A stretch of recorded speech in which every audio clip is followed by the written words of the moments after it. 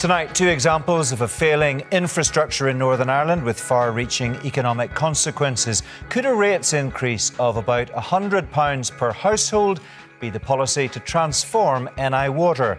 We'll ask our panel if there's the political will to introduce it. And the long-awaited A5 has hit another bump in the road. Can the landmark project be delivered whilst balancing environmental, economic and safety concerns?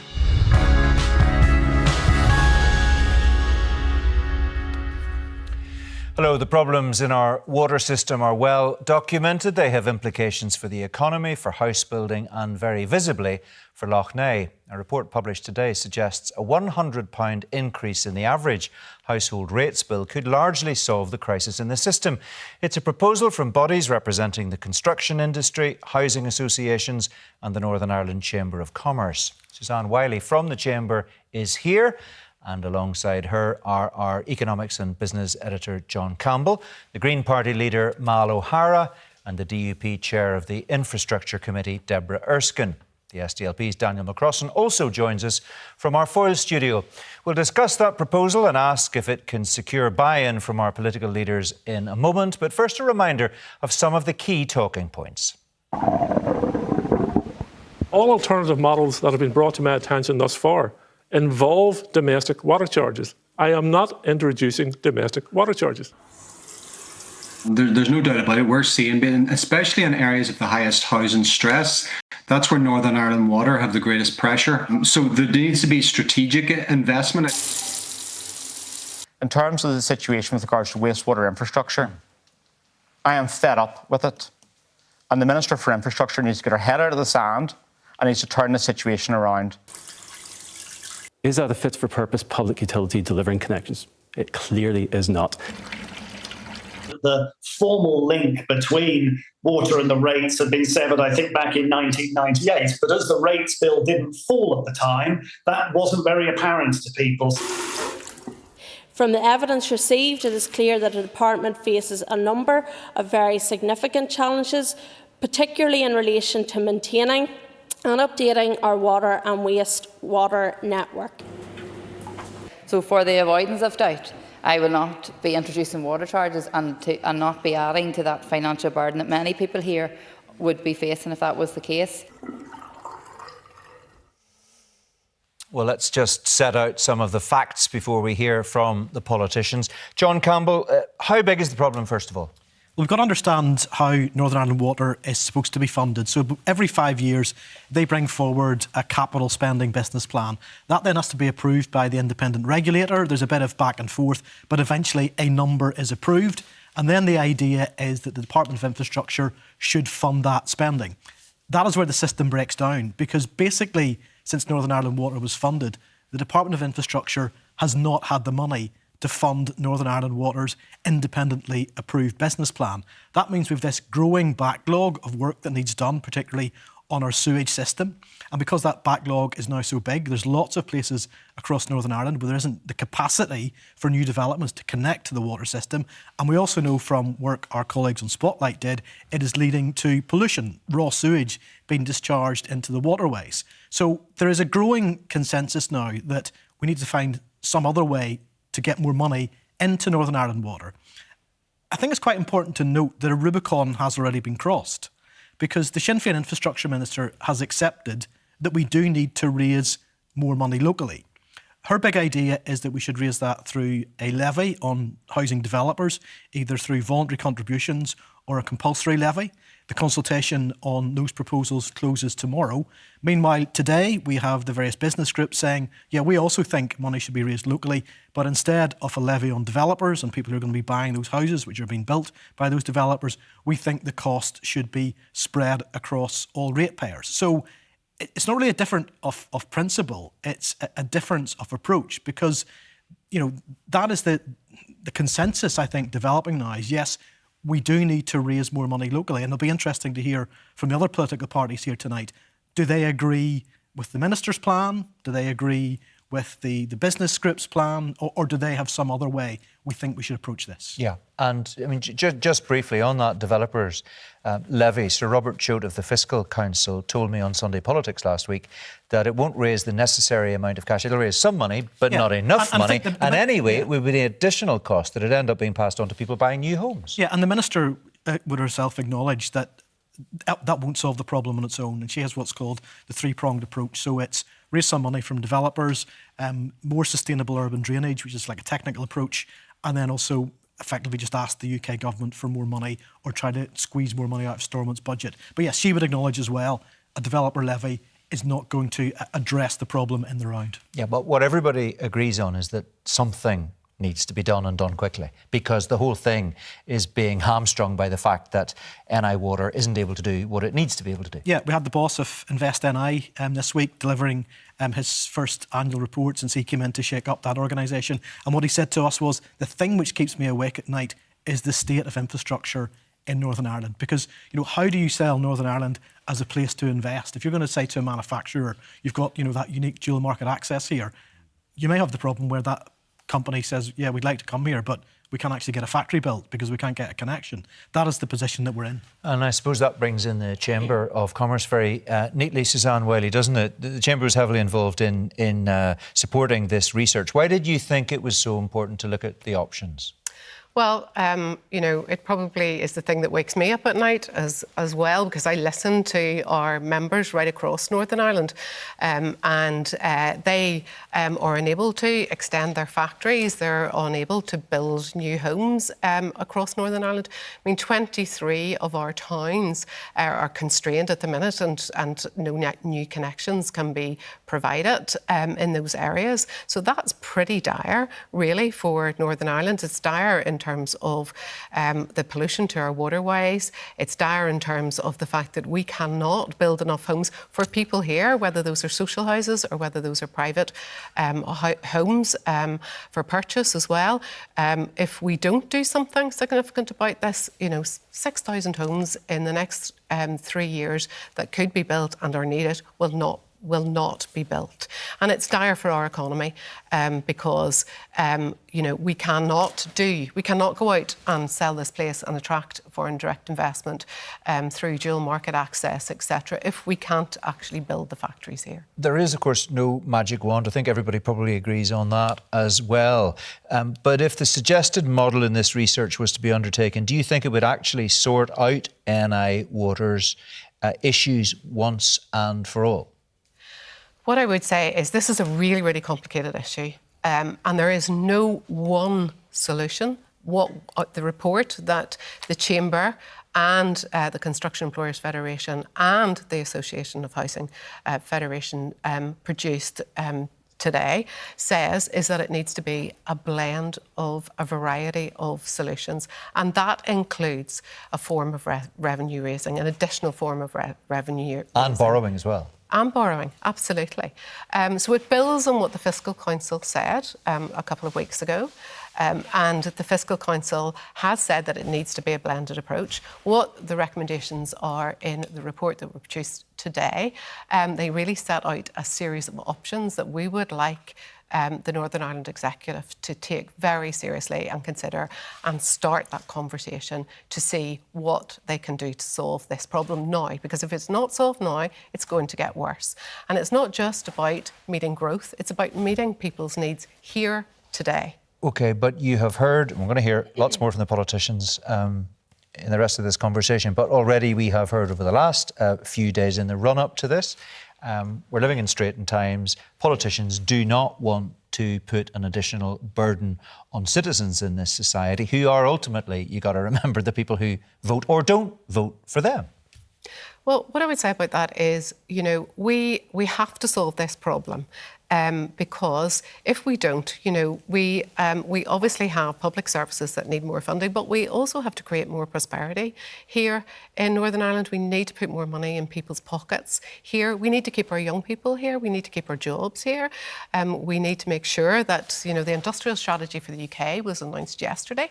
We need to make sure that we're able to bring in more advanced manufacturing, to bring in AI zones that were announced yesterday, and to go after that dual market access. If we don't do those things, we are going to continue to be constrained. OK, let's bring in the politicians then at this point. Deborah Erskine, you chair the Infrastructure Committee up at Stormont, of course. We've just had an explanation from Suzanne and John of why this work was carried out, how it could apparently transform NI water. Do you think it needs to be looked at seriously? Yes, I do. I mean, this isn't just about pipes. This is about our jobs. This is about housing. It's about our economy. And that's been outlined already on this programme. We all know what the issues are. We've had report after report after report about what the issues are. It's how we actually move forward and deal with that. And I have to say, I welcome the reports. I welcome that the Northern Ireland Chambers, CEF and Northern Ireland Federation of Housing Associations have got together, have brought forward this report. But I have to say, it shouldn't be on people like this bringing reports forward. It should be on the Minister, it should be on the department bringing forward tangible solutions that we can actually look at, that we can delve into, and we can see what the outworkings of each of these things will be for people. OK, well, what does that actually mean in real terms? We've heard from the Minister that she's prepared to look at options, though she doesn't like the idea of charging for water. Is the DUP's position that it might be prepared under certain circumstances to explain to the electorate why an average additional cost of the annual household rates of £100 per household would make good sense for the future of Northern Ireland? Is that something you would be prepared to consider? Well, Mark, placing burdens on homes at this moment in time is very difficult. I speak to many families. But that's what this report suggests. I know that. I speak to many families every day who are finding it very, very difficult to make ends meet. They're working homes and they're finding it difficult. I will point to the Forensic Accountant report, which was brought forward by the Minister this week, of which we still haven't seen. It hasn't been published, but the Minister went to the Chamber and we had officials at committee this week who pointed to the fact that there could have been breaches of managing public money in NI Water, and that is a concern. And we have to get our own house in order too. We have to have building blocks there where there are efficiencies in the system too for NI Water. It's unfair to place a burden on homes at this moment in time whenever we have inefficiencies that are happening. We have contracts that could save money within NI Water that aren't happening at this moment in time. That would all be in the margins though, wouldn't it? Because the amount of money that's required to overhaul the wastewater infrastructure in Northern Ireland is measured in billions, not tens of millions.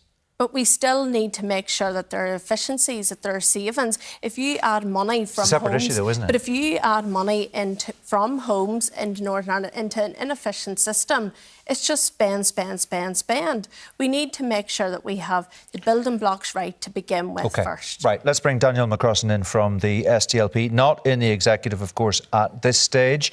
Official opposition up at Stormont. Are there any circumstances under which your party would be prepared to go to the electorate and say these proposals from these organisations make good sense and there may be some pain in going down this road, but there is a cost, as the Fiscal Council has said, in doing nothing? Well, first of all, Mark, you make it sound as though the SDLP left the executive yesterday. We haven't been a part of this disaster, the executive, since the return of the Assembly. It's very clear that the executive haven't got their house in order, and this is an example of a very critical issue, an issue that we have warned about for a very long period of time, and one where we're not seeing clear solutions coming from the Minister. We want to see an independent review of NI Water so we have a clearer picture as to how we resolve this problem.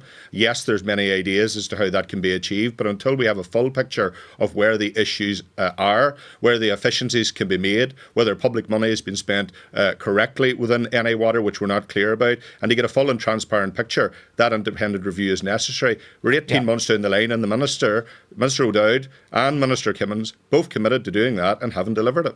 Yeah, it's just worth reminding viewers, isn't it, that pre-2022, the Infrastructure Minister in the Executive was your colleague, Nicola Mallon. And the reason you're not in the Executive now is because you didn't win enough seats to be in the Executive. It's very easy to criticise the Executive, but these are very complex issues.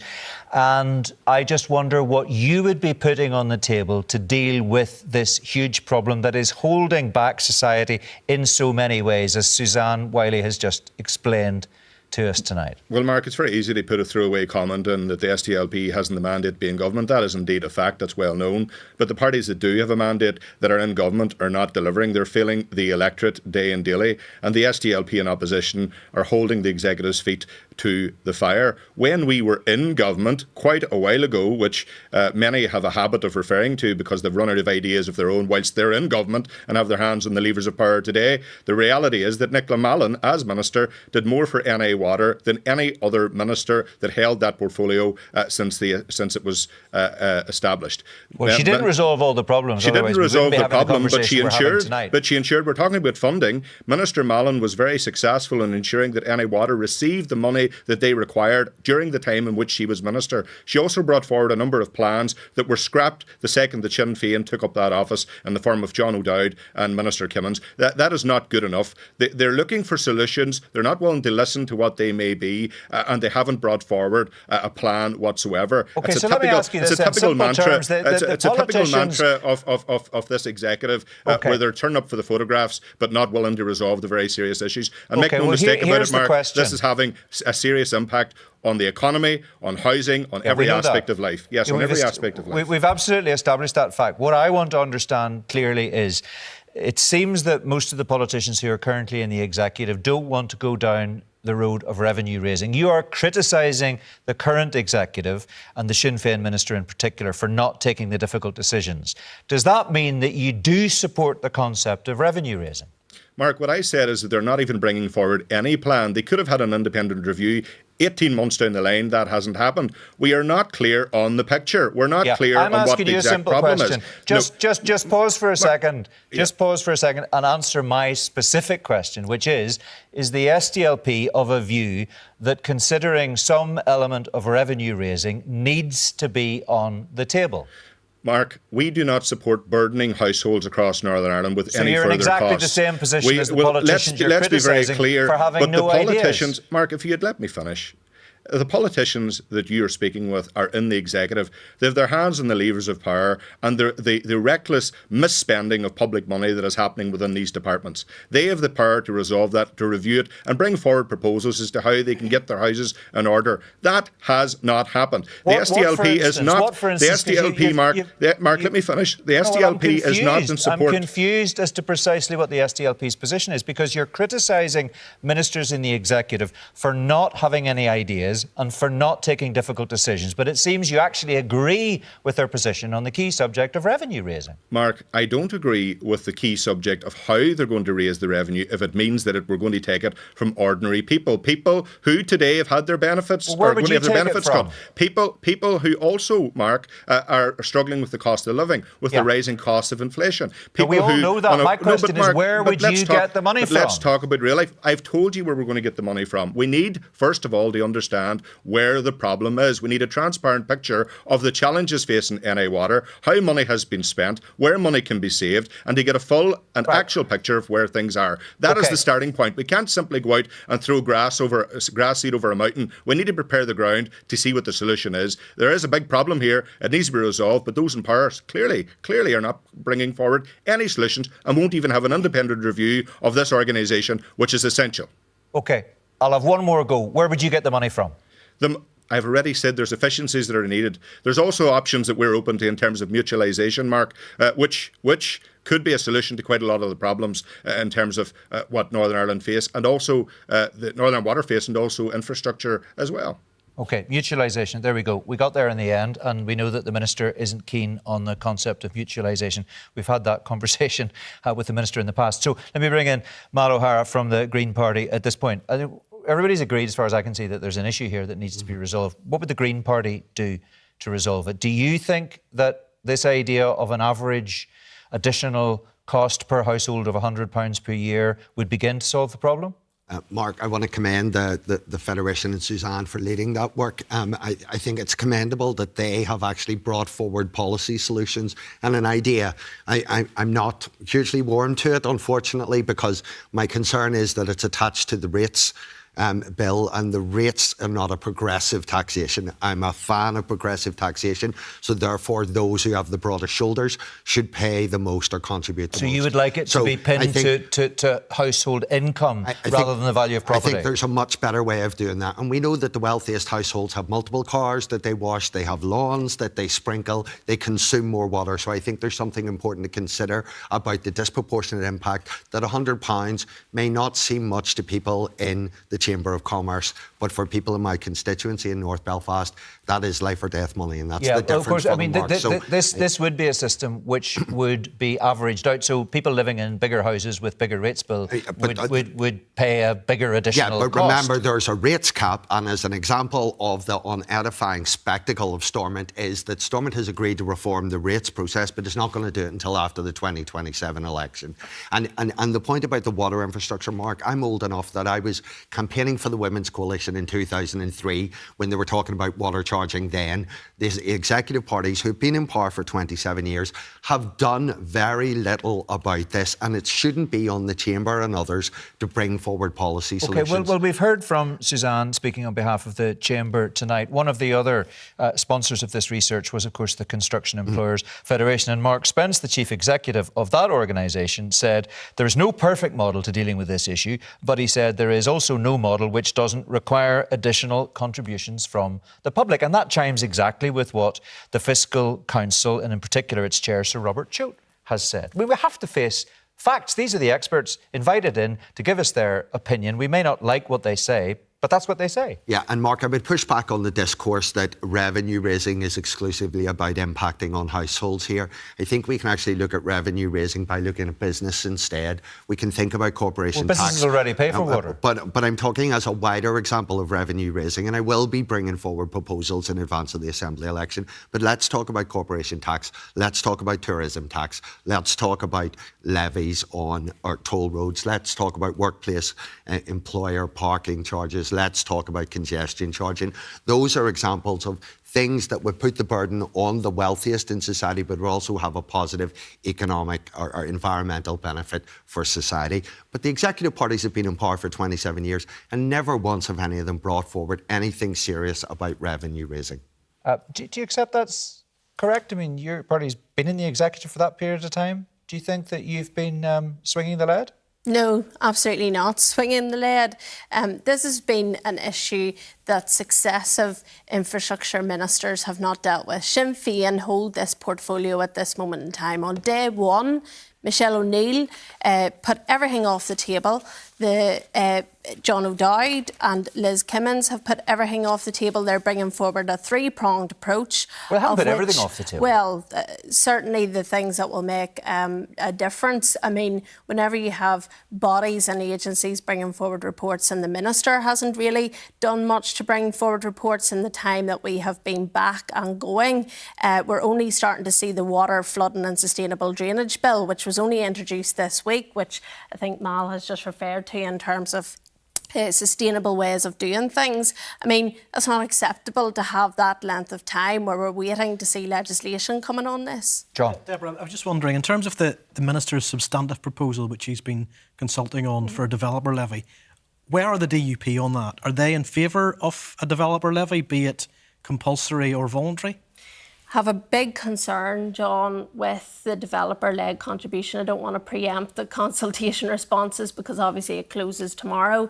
But I mean, my concern would be about the burden that would be placed upon first-time buyers, because ultimately developer-led contributions is going to lead to higher house pricing. They'll be passed on to purchasers. They will be passed on to purchasers. That's my view. And that's something that we have to watch very carefully going forward. That's why this issue is complex, it's multifaceted, and when you look at the budgets and the way that Northern Ireland Water is set up, it is complex, and the Fiscal Council actually made mention of that in their own report as well. OK, I want to bring Suzanne in just for a final comment, and that is, you floated the proposals, you explained them, you did your best to justify them. Yourself and John were keen to hear what the politicians had to say, and for maybe not entirely the same reasons, they've reached the same conclusion, which is that they don't like them. They don't want it. They're not interested in revenue raising, and they don't think, for various reasons, again, it's fair to put additional burdens on households, whether those are deprived households or particularly well-to-do households. Well, do you know, I think we're probably not joining up all the dots here. There is a £2 billion hole in this budget for NI Water going forward. £2 billion, that's what needs to be met to allow development to happen across Northern Ireland. We have 50,000 people in Northern Ireland on the housing waiting list, 33,000 people in housing stress. Those are the most vulnerable people in our society. We are not meeting their needs, and we will not be able to meet their needs until we sort out this problem. And it's your view that £2 billion hole is never going to be plugged by efficiency savings? Well, you know, the Fiscal Council said it themselves. They're much more qualified than I. They said that revenue raising is just inescapable at this point in time as part of the solution. And if you read the report that was produced by us today, it is just a part of the overall solution, but a very fundamental part if we are really going to tackle this problem head on. OK, we've got to leave it there. Thanks very much indeed. Suzanne, you're leaving us, but thank you very much for joining us. I want to move on from the problem in wastewater and on to the other big issue facing our infrastructure system, and that's the A5 road. Earlier this week, a High Court judge ruled against the much-delayed scheme. Mr Justice McAlinden ruled the construction of the project should not go ahead in its current form, saying the Department for Infrastructure's plans don't comply with climate change targets. So how did it get to this stage? What are the implications for other capital projects? And will the A5, widely regarded as our most dangerous road, of course, ever be upgraded? So, Deborah Erskine, this is a huge decision with potentially major ramifications right across the executive's remit. And your party's never been a particular fan of this version of the project. Where are you on the situation it's facing tonight? It's deeply disappointing, Mark, and my thoughts are with families and who have lost loved ones along the road and those who have been seriously injured as well. I've always said that we do need infrastructure improvement on the A5, but it has to be fair and equitable for all. This decision has huge ramifications for major road infrastructure projects going forward, for infrastructure projects as a whole in Northern Ireland as a result of net zero climate change targets that other parties brought in 2022. We warned against them. The DAERA Minister, the then DAERA Minister, as she said, that this would have severe consequences for the likes of the Infrastructure Department. Nicola Mallon held that post at that particular time, and the SDLP are now trying to roll back from those climate change targets. So we need to take a real look at climate change legislation. We need to repeal what has went on before. The concerns that we raised in 2022 are now starting to ring loud and clear for some people in the Assembly chamber, and some have come late to the game. But we now need to tackle this head on because we need to deliver road infrastructure projects. OK, Daniel McCrossan, I'm going to come to you straight away for a response. I mean, the charge there from the DUP chair of the Infrastructure Committee is that the SDLP, champions of the Climate Change Act a number of years ago, now is performing something of a screeching U-turn to protect the interests of the A5. How do you plead? That's not surprising from Deborah. The DUP live in a parallel universe. They don't take responsibility for the decisions that they have got their hands all over, their fingerprints on. The DUP quickly have forgotten that it was their minister that brought this bill. In fact, it was their bill, and they have almost walked away from any ownership of it. But there is a very clear headline where Minister Putz at the time, their party leader at the time, welcomed this bill, and a big flashy photograph which they love getting into but didn't prepare for the consequences. The truth is the Assembly is not functioning well in terms of how legislation is brought forward, and as a consequence of how legislation was rushed through, because there was two bills. Remember, there was a private member's bill, and then there was the minister's bill, and then the whole thing ended up being rushed through without proper or due scrutiny, which is typical in the Assembly in the face of an election. We ended up with a situation where there is issues with the Act, but not not issues that are insurmountable. There's a need for a clause, a public interest clause added into the Climate Legislation Act, and that is required urgently in order to preserve and protect human life, which is a responsibility on government to do so. A responsibility, should I add, that they have failed in for the last 17 years, because the A5 now has claimed the lives of over 50 innocent people, sons and daughters, husbands and wives, friends, family members, neighbours. This has had a direct consequence right to the very heart of my constituency and beyond. And this week, I can do nothing but thinking of those families and the pain and frustration and the anger that they clearly feel by the very clear incompetence of the Minister for Infrastructure, Minister O'Dowd and Minister Kimmins to ensure their house was in order before going forward and dealing with passing the A5 in October 2024. Yeah, but the reality is, look, you can't get away from the fact the SDLP was a co-sponsor of that cross-party bill. Your party's 2022 manifesto, the one you were elected on, states very clearly that when she was Infrastructure Minister, Nicola Mallon put the weight of her department behind climate action. You supported those climate action targets, and it is a remarkable U-turn by your party, is it not? Because while you declared your support for that legislation, you've now said this week, you personally have said this week, the SDLP opposition has brought forward a proposal to amend the climate legislation to enable the A5 upgrade to proceed. We're willing to do whatever's necessary to make progress and get this road built. We need to see some urgency from the Minister to deliver this project and save lives. You were on one lane then, and you're in a different lane now. No. Mark, that's exceptionally a very accurate reflection of what I said, because the Act in itself was never designed to be rigid. It is there to be amended and improved when you see out the consequences of it. And the truth is that there is issues with this Act quite simply because of how the scrutiny process failed at the Assembly. And let's be clear, in terms of climate action, there's a moral and imperative obligation on politicians to look after our climate, our environment. And that is exactly what the SDLP have been doing and have a long history in doing that. Let me bring Deborah Erskine back in again, because she's shaking her head very enthusiastically here. I just find it unbelievable from SDLP that they just are now walking away as if nothing ever happened here. It's this legislation that has now stopped major infrastructure projects happening. That is the problem here.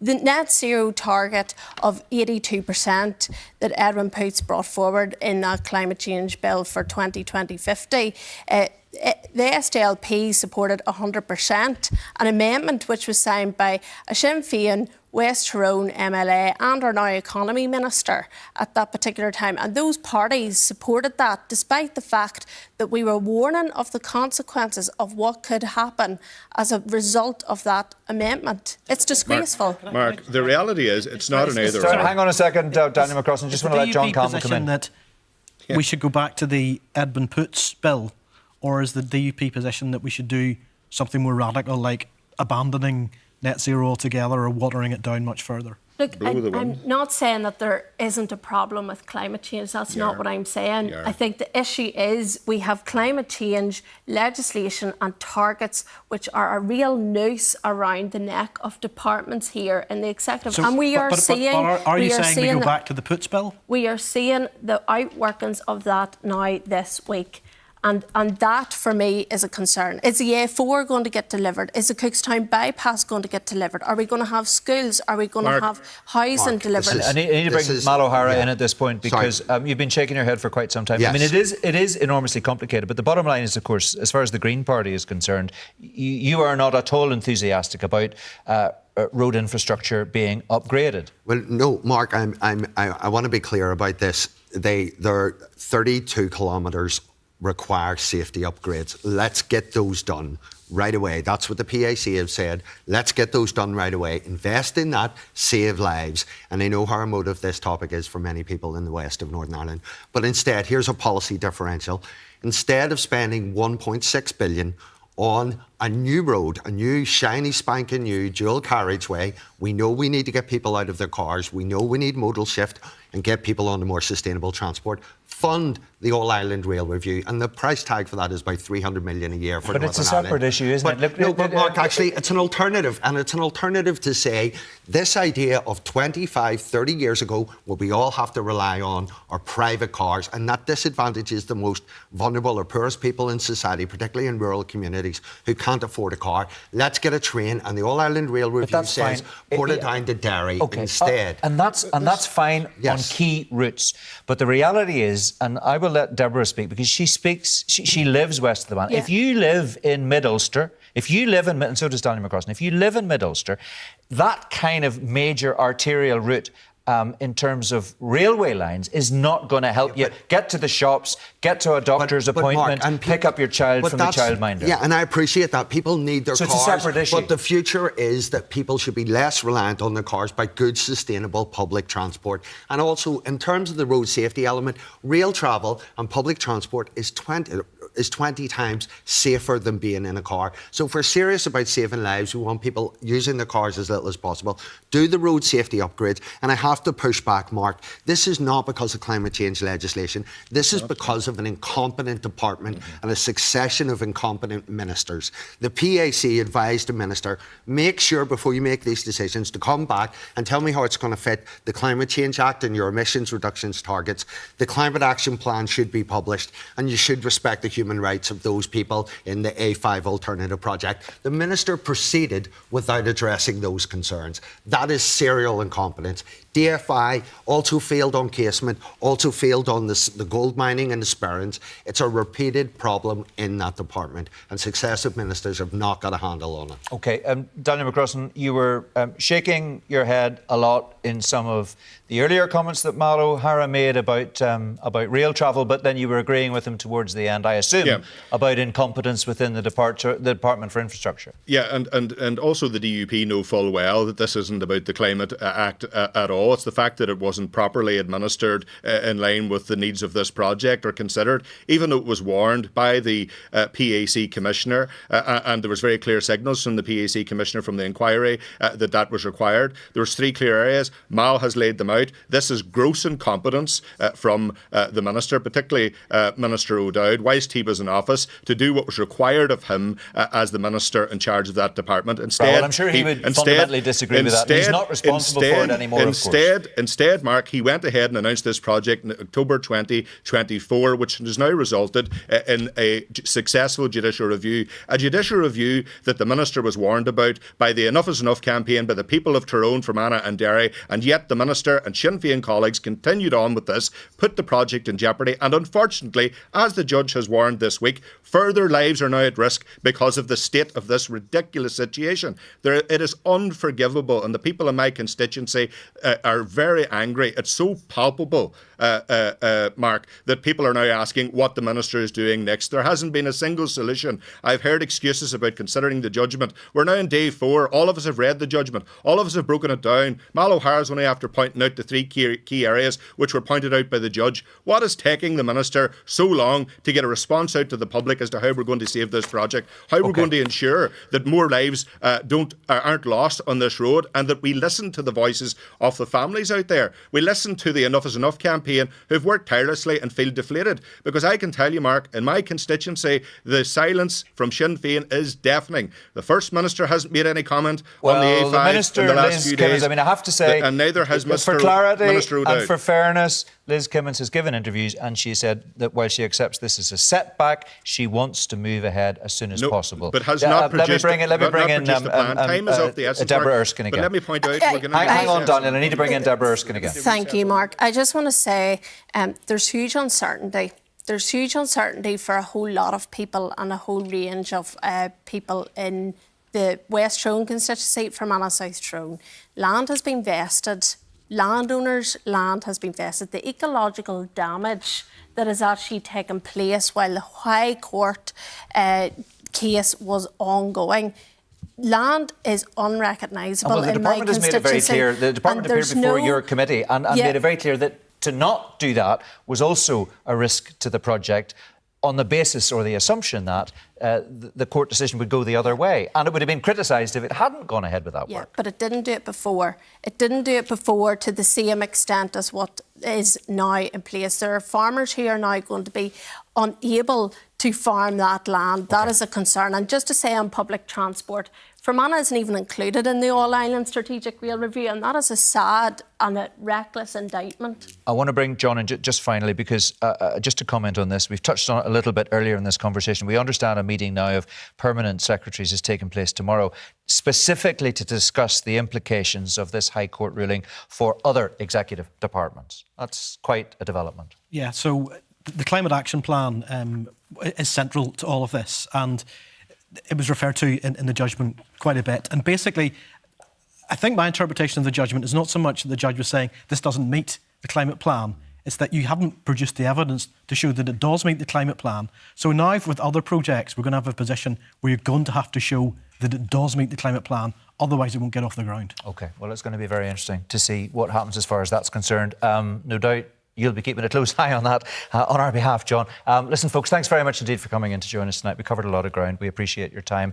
That's it for tonight and for this series of The View. We'll be back in September, and Sunday Politics will be here at the weekend as usual at 10 o'clock on BBC One. And do look out for a special series of Red Lines interviews with leading public figures throughout the summer. The series launches this week on BBC Sounds with new episodes every Wednesday, and you can also hear them on Radio Ulster every Sunday morning at 10:30. For now, though, from everyone in the team, thanks for watching. Have a good summer. Good night.